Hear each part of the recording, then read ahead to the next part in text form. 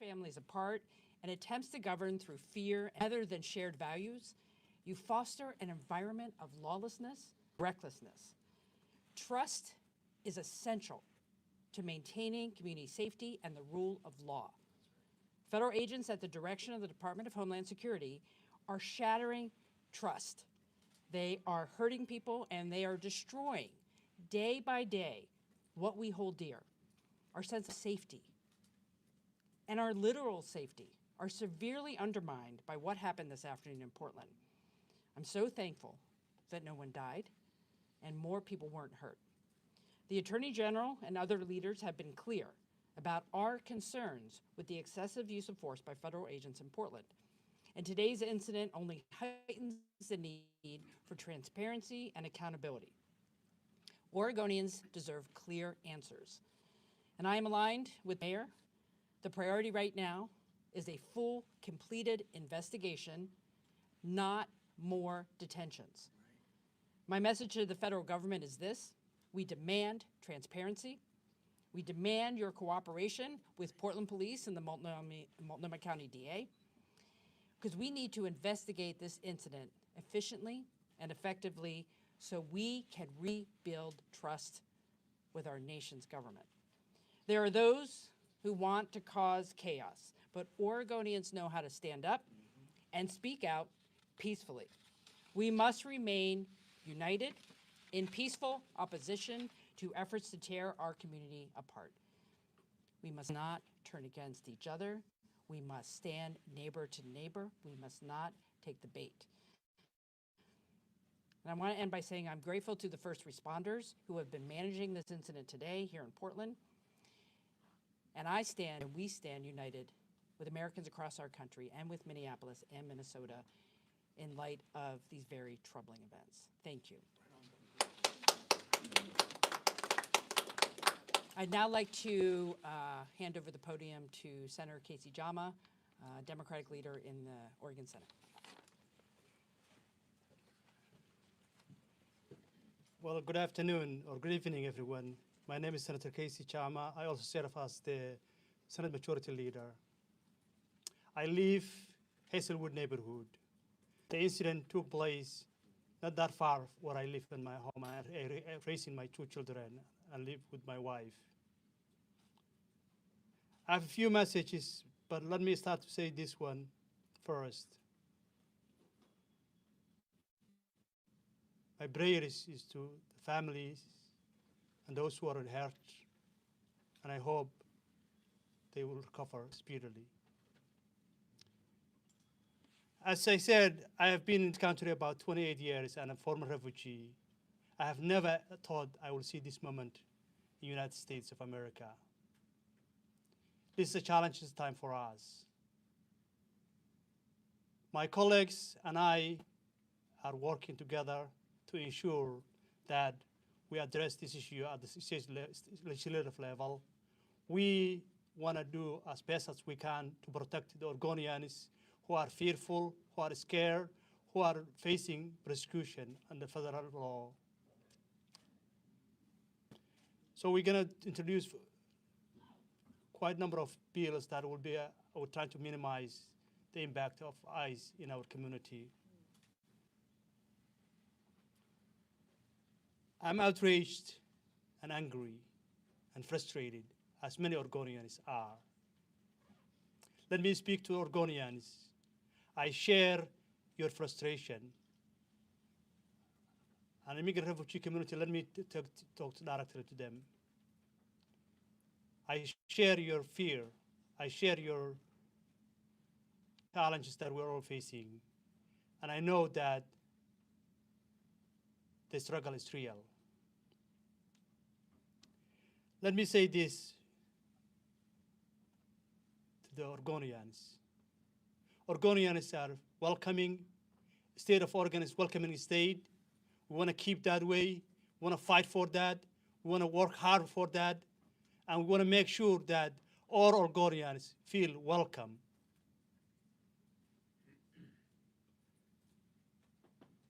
Let me say to the federal agencies and the ICE.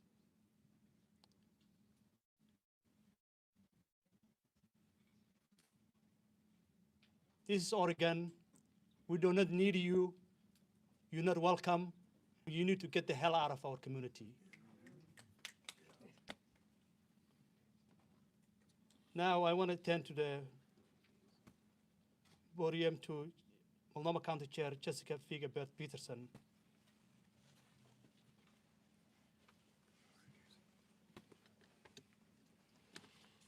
Good evening, everyone. If we were living in anything close to normal times, we would not be here right now. We should not be here right now because federal agents should not be in Portland neighborhoods shooting people. We should not be here right now because Renee Nicole Good should be alive and with her family in Minnesota right now. I want everyone to know that Multnomah County stands united in support of our immigrant and refugee neighbors and everyone opposing this injustice. I am proud to be joined tonight by Commissioner Moyer, Commissioner Edwards, and Commissioner Jones-Dixon. Enough is enough. The terror and violence ICE is causing in our neighborhoods must end now. At this moment, we don't know what precipitated the incident, the circumstances that led to the shooting, or the identities of people involved.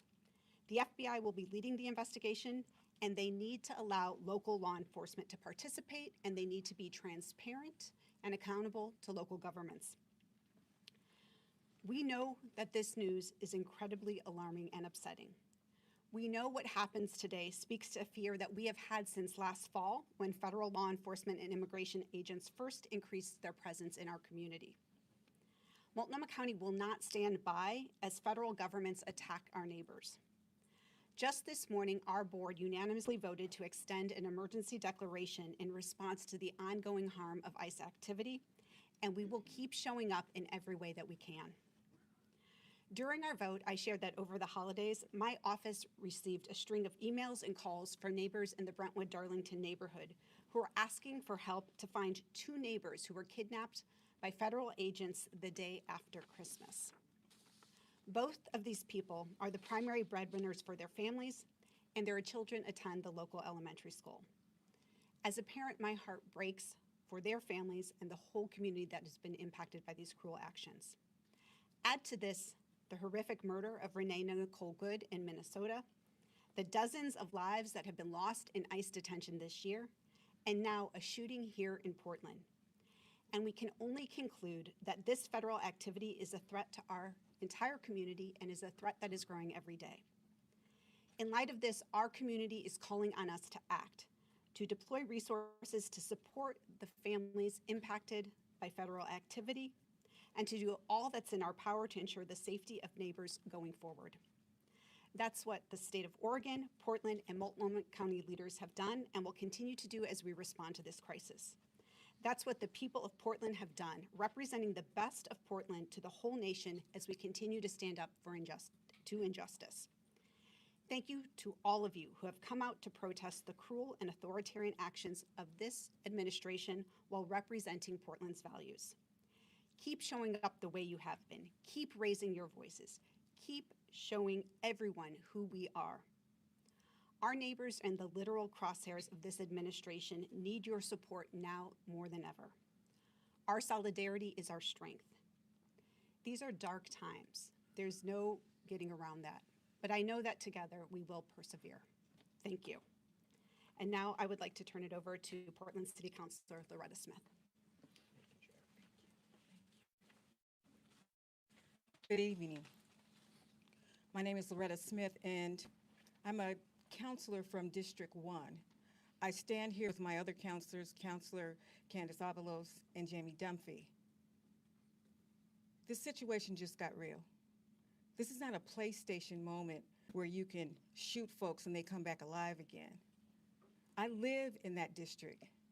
The struggle is already real for immigrants and refugees who live in our community and our neighborhoods.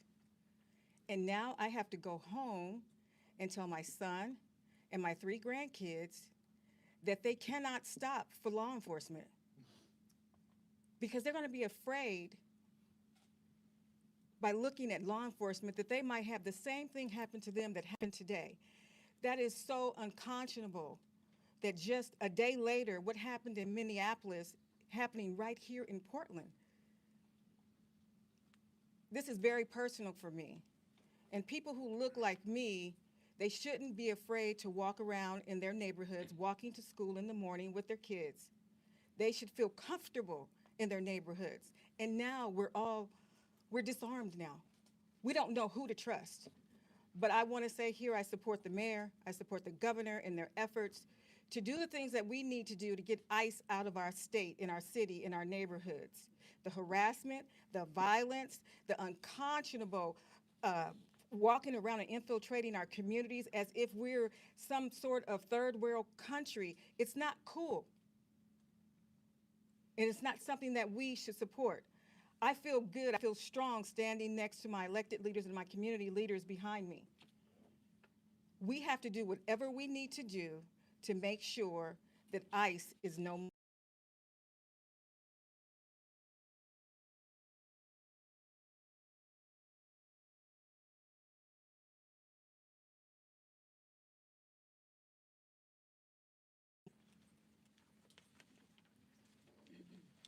I'd like to introduce Latino Network and Tony DeFalco.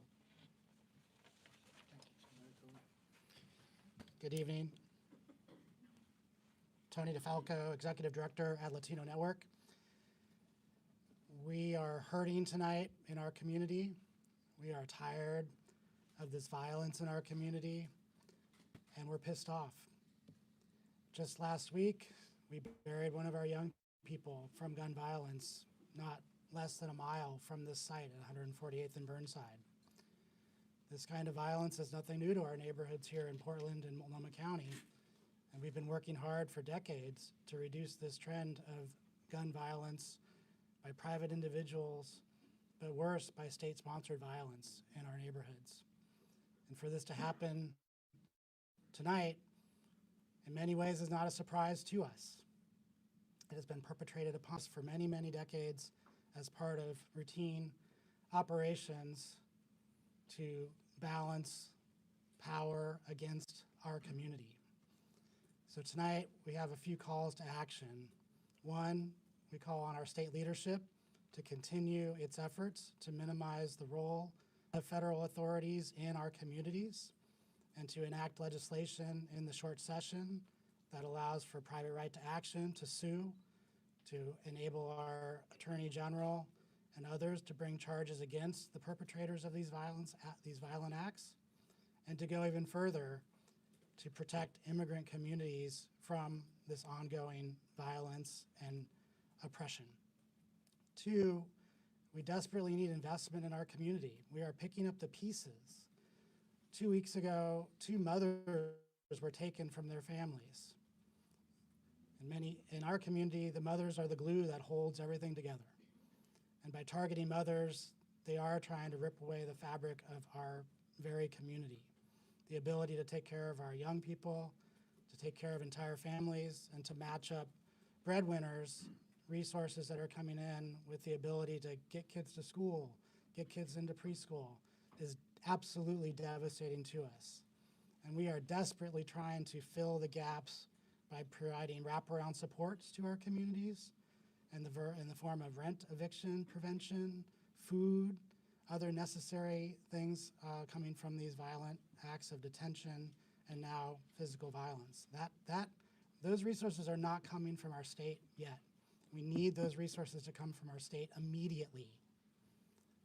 And last, we are gathering tonight to mourn this act of violence at Legacy Emmanuel Hospital, and we're asking all those that are watching or reading tonight to join us to honor all of those that have been impacted by these violent acts by our federal agencies over the last several months, and to know that we cannot be ripped apart. Despite these intentions of our federal government, we will continue to hold each other close and continue to be the strong fabric that our entire city, county, and state need from our Latina community. Thank you. Next up, Pastors Hennessy and Knutson. Go ahead. I'm not going to choose. Go ahead. You lead. Come close. Come close. Good evening, everybody. My name is Reverend Dr. J.W. Matt Hennessy, the pastor of the historic Vancouver Avenue First Baptist Church here in Portland and also the leader of the Interfaith Peace and Action Collaborative. My friends, I echo very comments that have already been made, and I want to be clear about that. The comments of recognizing that the reason why federal agents are here is because of a false narrative in the first place, when people were told that Portland was on fire, Portland was burning. Portland is a great city, and it's a city I've been a member of for the last 37 years, and I'm not going to let anybody try to make it any worse. One thing's for sure, we have our issues, just like every city does, but we are determined to work together to make sure that we resolve the problems or issues or challenges we have, and we do not need help from the federal agencies to do in more. If they want to do anything, they should go back and restore the grant money that was there that we use to build bridges with police and community. They ought to be thinking about how we restore money to bridges like the Burnside Bridge and things of that nature. That's what we need. But until then, we're not going to let anybody take our joy. We're not going to let anybody cause us to be afraid. And I want the immigrant community, and specifically, as Tony just spoke about the Latinx community, we are with you. As faith leaders, as members of the Black community, I want you to know you are our brothers and sisters, and nobody is going to stop us, and nobody is going to break the chain of our belief in working together. So we will work together. Those who came before us and the allies who worked with them, they had worse situations going on, but nothing stopped them. And I end on the fact that I still recall that one of my favorite verses of We Shall Overcome is the verse that says, we are not afraid. We are not afraid, and we will not be made to fear. We are going to rise above it, reach out to one another, and do everything that we can to work together, pray together, protest together, peacefully together, and remember, let's not take the bait. We can do this peacefully, and peace and love always win. Reverend Dr. Stone with me now. Thank you, Dr. Hennessy, and to the mayor and the governor, thanks for your leadership and all the elected leaders, Chief Day, and all our friends, Tony and the rest. My name is Reverend Dr. W.J. Mark Knutson, Senior Pastor, Augustana Lutheran Church, a church that declared sanctuary my first year there 30 years ago because people were facing deportation. We're in a lawsuit right now with the federal government, with Pacun, our church, a church in Florida, a large Catholic church in San Diego, and the Interfaith Council of San Francisco. It's moving now quickly in the courts. And the National Education Association has joined that as well. So around this country and this city and state, people are weaving together a movement built on nonviolent direct action to challenge what is into something that can be new. I do want to say to the press today, we celebrate your work. You're not fake, you do real news, and you are storytellers. There wouldn't have been a civil rights movement or a farm workers movement in the same manner without the press being there to cover it. So thank you, and know you're valued. Let me say this, my 1 minute's almost up. I followed a Baptist pastor, so I can take a little bit more time. But I want to say this. We're coming up on the King weekend. And a year ago, we backed our 30th King service back a week until this new administration came into office. Mayor, you came and spoke at that. And we packed the church. People were ready a year ago, January, to stand up and stand solidarity. Our prayers are number one with our immigrant siblings, the couple that's in trouble today. We have members from 23 countries. I don't know if that's not one of our members from Venezuela and his wife. It's going through all of our minds. Some of my colleagues say, you were crying. I was crying. We are all crying.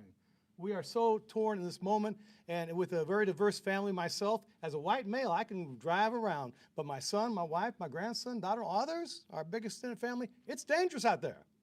And so to know this, the faith community, interfaith, we work closely together in Oregon.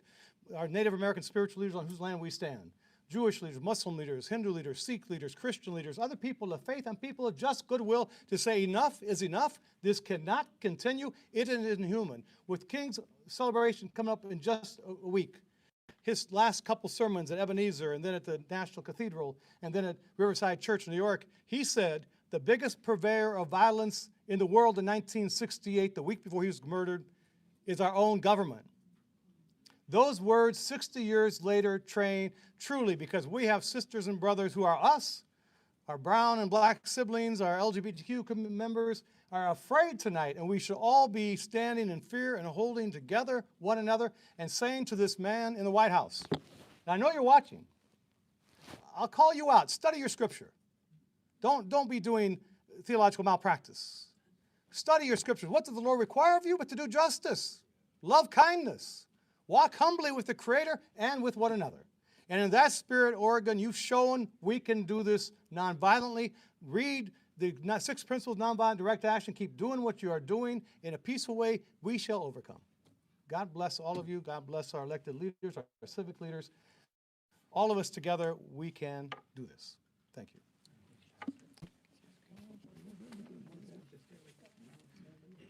I'd like to call up Jessica Maravilla with the ACLU. This is tall. Okay. Good evening. My name is Jessica Maravilla, and I'm the Policy Director for the ACLU of Oregon. We're an organization dedicated to protecting civil liberties and civil rights, and a core part of our work is defending immigrant and refugee rights. As you heard today, less than 24 hours after Renee Nicole Good was shot and killed by ICE in Minneapolis, 2 people in our communities were shot by ICE here in Portland. Our hearts are with those who were injured, their families, and with everyone carrying fear tonight, because this is not an isolated incident. This is the continuation of ICE harming our communities. While there is still much we don't know, we do know this. People are in the hospital tonight because of the actions taken by our federal government, funded by our tax dollars. And this did not happen in isolation.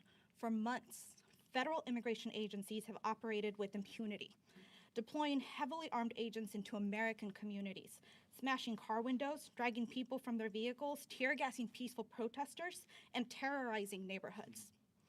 This is what it looks like when a government brings a war posture into everyday life, into streets, into sidewalks, and communities where people are supposed to be safe. Si sienten rabia, no están exagerando. Esta no es seguridad. No es seguridad pública. Es intimidación como política. Everyone deserves dignity. People deserve to go to work, to take their kids to school, to go to medical appointments, to live their everyday lives, and stand in solidarity with neighbors being harmed, without fear of being detained, harmed, or killed by the federal government. Nadie debería vivir con miedo simplemente por existir. No human being is collateral damage. Renee Good and the 2 community members shot today are human beings. They are our neighbors. Her death, alongside the violence we witness here today, is a warning about what happens when cruelty is normalized and accountability disappears. This is about law versus lawlessness, dignity versus fear, and whether we will tolerate violence carried out in our name. We cannot undo what has already happened, but we can refuse what comes next. We can demand accountability, insist on transparency, and stand together calmly, firmly, and peacefully to protect one another. La verdadera seguridad nace de la comunidad, del respeto y de los derechos humanos. Y eso es lo que seguiremos defendiendo juntos. We are working with our state elected leaders to advance legislation next month, and we want to demand more transparency, meaningful accountability, because public safety must never come at the expense of human rights. As our community is now saying, enough is enough. Not a slogan, as a practice. Thank you.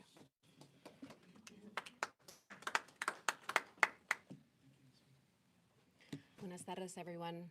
Mi nombre es Andrea Valderrama, el representante estatal del Distrito 47, Outer East Portland. Good evening, everyone. My name is Andrea Valderrama. I'm the state representative of House District 47, and I live in the Hazelwood neighborhood. I am horrified by the violence that we've heard about just down the street from my house where I was today. My heart goes out to those hurt today. I've been proud to be the first proven American to serve in the Oregon legislature. My family came to this country fleeing really the same type of violent tactics that we're seeing in my neighborhood and in this city and across this country today. And so it was so difficult to have yet another conversation with my daughter today about the violence that we're seeing in our neighborhood, and to hear from her the support that her school is providing for children who are terrified of walking home, who are terrified of participating in their extracurricular activities, who are unable to just pay attention in their classrooms. I absolutely stand against separating families, against destabilizing our kiddos and our families in this moment. Our communities deserve to stay together. Everyone's families and mothers and children deserve to stay together. This legislative session, I'll be bringing forward legislation to continue to strengthen and protect child stabilization, post-detention and deportation. And I'll share updates as soon as possible on the situation in my neighborhood. I think the last thing that I just wanted to share is, as we are horrified and as I continue to mourn and do what I can as a mother to remain calm and provide peaceful support to her, I continue to feel hope with all of the incredible leaders that we have in this state, from our governor all the way down to our school district, to our neighborhood. I know that in Oregon, we are resisting peacefully. We are resisting in the way that we can. And I want to thank everyone here today and the leaders, whether you are a fellow mom in the neighborhood or our state governor. I'm so appreciative of all of the support, and know that we continue to resist always and stand with you. Thank you. Thank you, Representative Valderrama, and to all of our speakers. We have some time for some Q&A right now. I just want to remind everyone, this event happened just a few hours ago. The investigation is just getting off the ground, and nobody in this room is directly involved with that investigation. So please keep that in mind. It would be irresponsible for anyone up here to speculate on what exactly happened. All that said, we thought it was important to address this incident. With that, we'll take Q&A. Please state your name and who you're with and who the question's for. We'll start with Anna Griffin. Anna Griffin from the New York Times. Governor, Mayor, and Tutte, what are you actually hearing from the feds right now? Are they communicating with you? Because it seems like we have very little detail locally.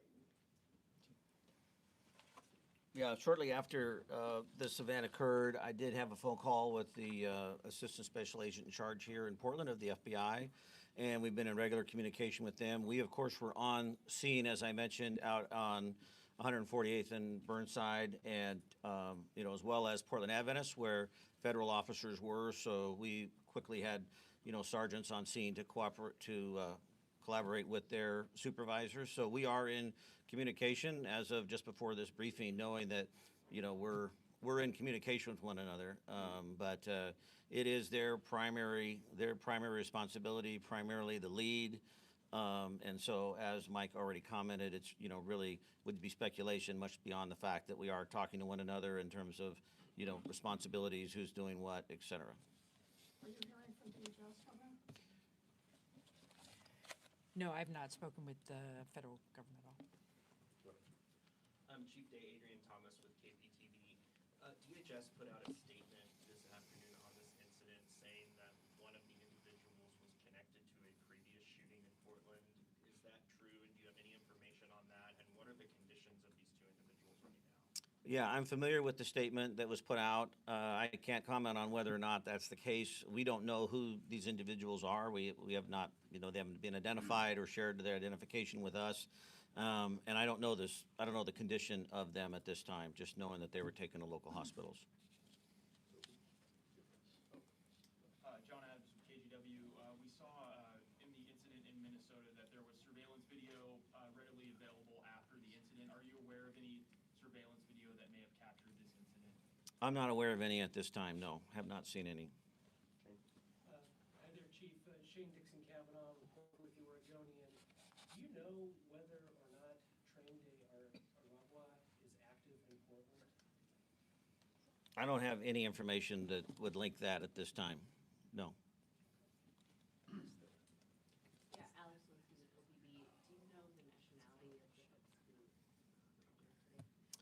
No, I've heard a lot of different comments. I don't want to comment on that. I can't be specific. I've heard different references, and it might be confusing some of that information. So no, I don't have that specifically. Heather and then Joel. KXL New York Media News Network, Heather Roberts. Is this a normal course of action? Is this standard procedure to have the FBI lead a shooting investigation, a law enforcement involved shooting investigation inside the city limits? Yeah, on the federal side it is, yes. And I've been clear since we started down this road, in January of last year, that we've continued to keep open lines of communication with our federal partners, for, unfortunately, even moments like this. But on a local level, we value the ability to be able to pick up the phone, to call one another, to try and figure it out, understanding there's limitations, as we have tried to work through over the last year. And so we are present in a role that's supportive of trying to make sure that this is done equitably and accurately, safely, but they are the primary lead on it. Joel Jones with Point 6 News. My question is, federal statements suggest that this vehicle was allegedly weaponized against agents. Do your officers have any evidence to suggest that claim is true or to justify the use of deadly force? Okay, the question was whether or not there's been any evidence to support a statement that was made that the vehicle was weaponized in this event, correct? Is that the question?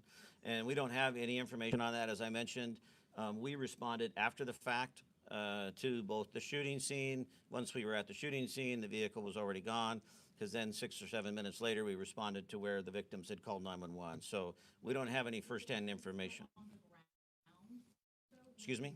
were the federal agents involved in this shooting still on the ground when officers arrived? Yes, there were federal officers both at the original scene and then federal officers at the scene farther away. But we don't have any information to confirm or deny, the behavior of the vehicle, the use of the vehicle. Courtney? Yes, Courtney Vaughn with the Portland Mercury. I know recently federal agencies, DHS, has asked you for investigative files related to arrests. Are you in a position to be able to ask for the same thing of these federal officers? Is the FBI going to keep you apprised? Are you in a position to be asked for records related to the investigation the same way they've asked of the Portland Police Bureau?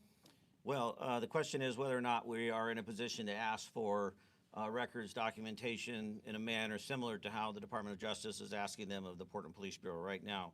I think you're referencing our settlement agreement. So it's not quite an apples to apples comparison. There's, a couple of different things there that are nuanced. Certainly there is an opportunity for, whether it be the city of Portland or the state of Oregon, to make a request for that information. I mean, from a public record standpoint, whether or not, that process will bear any fruit, I don't know. Different than the conversation we're having around the Department of Justice attempting to utilize settlement agreement to retrieve information that we believe they don't need to have access to. Do you expect the FBI to keep you apprised of the status of the investigation as it unfolds? Well, this is uncharted territory for us. I'm not exactly sure. Frankly, there's a lot of competing interests, as we know, in this area. I value, like I said, our local partnerships and the communication and transparency that we have shared. But there's also a lot of cooks in the kitchen here with a lot of strong opinions. And all I can say is, in the moment, we have had lines of communication. Whether that will change or not over the course of time, I don't know. Do you have a sense of how many federal officers were involved in the shooting and maybe how many shots were fired? No, I don't have the details of that right now. Anything else? Question. My name is Ernesto, Chief Executive of Hacienda CDC. Today, what is your assessment regarding the national trend in terms of involving ICE, Border Patrol agents, and so on and so forth? They are always right. So what makes us believe that any investigation that they conduct will be accurate, just, and real? And what is the role of our authorities locally to unravel, to counter? If you're not involved at all, what makes us believe that they are already sacrificing and saying things online and in public outlets that these people were from Tren de Aragua, that they were from a prostitution ring, and so on and so forth? I mean, they already made the judgment. In Minnesota, you already saw this. They stepped away from involving local police enforcement and kept that investigation with just the FBI, which obviously is going to lean towards benefiting the federal government entirely. I mean, I don't trust the federal government whatsoever. So what are we doing, to counter that kind of misinformation they provide? Yeah, and just to summarize, I want to make sure I'm hearing the question correctly, is, what are we doing specifically to challenge or potentially counter the narrative or the description of events or the results of the investigations, et cetera. And this has really been sort of the crux of the conversation over the last year, and it's something that weighs heavily on me as a local law enforcement leader. What is the position not only of, myself, but also the Portland Police Bureau in general? We are actively working with as many folks as we can, whether it be our city attorney, the attorney general's office, the governor's office, et cetera, the mayor. We are constantly evaluating what is our role. The challenge I think that many of us are facing, understandably so, is the want for certainty, the want for clarity, and what saddens me in this process is the tearing down of legitimacy around law enforcement, and something that we have worked so hard for in this community. I stood here just a moment ago thinking that this is really an example about how joy and sorrow can coexist at the same time, because this room represents something that's unique in terms of, as a police chief, in terms of the relationship for community. So I hear what you're saying, and to answer your question specifically, at any opportunity that we have that we're able to step in, much like we are doing tonight, we try to take advantage of that, and not take advantage of that in a bad way, take advantage of that in a sense that we want to be available to determine as much information as we can to try and bring legitimacy to the process. But there are, long-standing historical court decisions and authorities granted to the federal government that are certainly being tested over the last year in the area specific of policing. And we rely upon, the counsel of others, attorneys, and the rulings from judges. We saw this in the court case that we had with the National Guard. You had 3 Portland police commanders testify. We were the only ones who testified on behalf of the city of Portland. It was 3 Portland police leaders over the course of 2 days, which the judge agreed with to prevent the National Guard from being deployed in Portland. And that was based upon the work we had been doing in terms of gathering information, staying true to the rule of law, being factual in our reporting. So the best that I can offer, and I know this is hollow and not enough, but the best that I can offer is that Portland Police Bureau will continue to adhere to the rule of law. We will continue to document. We will continue to be engaged. We will continue to be vigilant. We will continue to report behavior that is illegal or certainly outside the lines, but we are also going to continue to show up for all of Portlanders. We have time for one more. Go ahead. John Rudolph. You two next, and we got to. A brief question. Homeland Security put out a tweet on X a couple of hours ago alleging a whole array of facts about the shooting. Have you seen that? Yes, I have, but I have no information to verify the validity or accuracy of it. Last question. Natalie Fertig with Politico. My question is for the governor. I know you've spoken to the president in the past, sometimes when there's been situations sort of similar to this. Have you reached out to the White House? Are you trying to have a conversation with him about this? Well, this is a fast-moving situation just from this afternoon. I have not spoken to anyone in the administration, but I have been in contact with Governor Walz in Minnesota. And I just want to reiterate that we in Oregon are shocked and saddened by what happened in Minneapolis, and that Americans across the country, including governors, are standing together to say we need something to change from the federal government. There's always a moment that things can be better and different. Maybe this will be that moment where we actually have partnership with our federal government to understand the facts, get to the bottom of this, and stop the violence in our communities. And I know that governors around the country believe that. Thank you. Thanks, Mike. All right, thank you to all of our speakers. Thank you for being here again on such short notice. At this point, I do not anticipate another briefing or news conference this evening, but I know my team and the communications team for the city is engaged and will be throughout the coming hours and days, so be on the lookout for communication from our teams. With that, thank you for being here and have a safe evening. You guys want to